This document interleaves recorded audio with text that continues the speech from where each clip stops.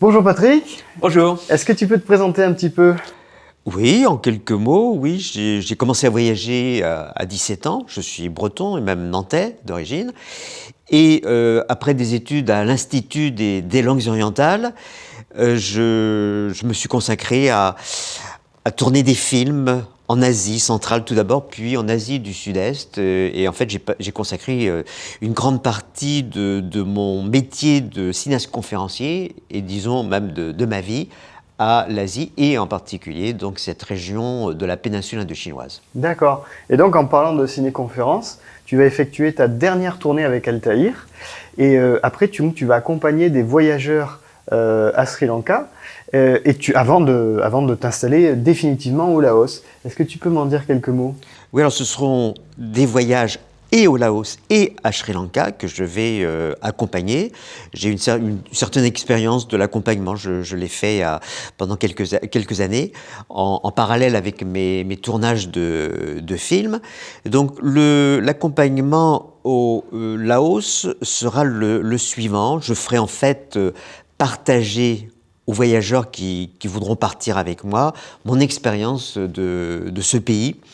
Et donc ce sera tout d'abord, première étape, la ville de Luang Prabang, sans doute l'une des plus belles villes de la péninsule indochinoise, classée par l'UNESCO, et cela après une navigation sur le Mékong, un fleuve que je connais très bien puisque j'ai passé plusieurs années à le remonter du delta vietnamien au Tibet.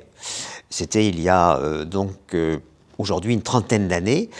Et ensuite, une étape à Vientiane, la capitale, pour descendre vers le sud, le plateau des Boloven, avec une incursion à Wat Phu, un temple pré-angkorien, l'un des sites les plus étonnants du Laos.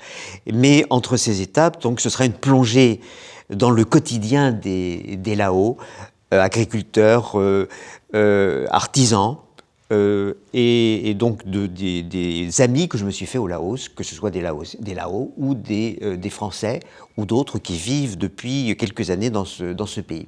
Très certainement l'un des pays les plus intéressants, un pays extrêmement passionnant de cette région et qui mérite véritablement d'être découvert par les voyageurs occidentaux.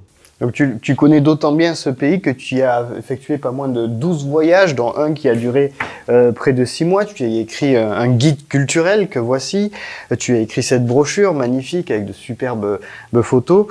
Et donc tout ça pour nous amener donc à cet accompagnement de voyage qui va se dérouler sur une période de combien de temps à peu près? De 15 jours. 15 jours. Il est possible que j'organise des voyages sur 3 semaines, selon la demande de certains voyageurs que j'ai rencontrés récemment. Mais je crois que la plupart des voyageurs français préfèrent ne partir qu'une quinzaine de jours. D'accord. Et donc ça nous amène aussi à ton second voyage, un voyage que nous avons en commun, qui est le Sri Lanka, où tu as réalisé aussi un film et puis cette superbe ouvrage de photos. Et alors celui-ci, comment va-t-il se dérouler?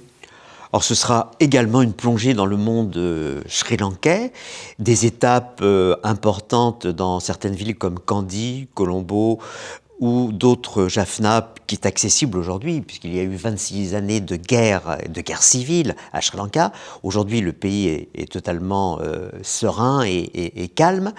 Et une découverte de la nature très belle à Sri Lanka, des plages magnifiques, des réserves dans lesquelles on peut évidemment observer des éléphants, l'un des symboles, l'un des animaux iconiques de l'île, anciennement Ceylan.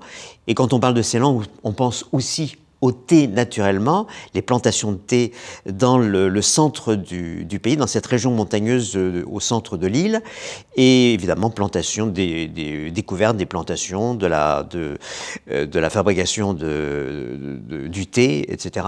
Bien sûr. D'accord. Donc pour te contacter et pour s'inscrire, je pense qu'il faut aller donner ses coordonnées au conférencier dans cette salle, et éventuellement aller faire un tour sur le site d'Expérience du Monde qui va t'aider à préparer ce voyage, et sinon prendre tes coordonnées au même conférencier dans cette salle.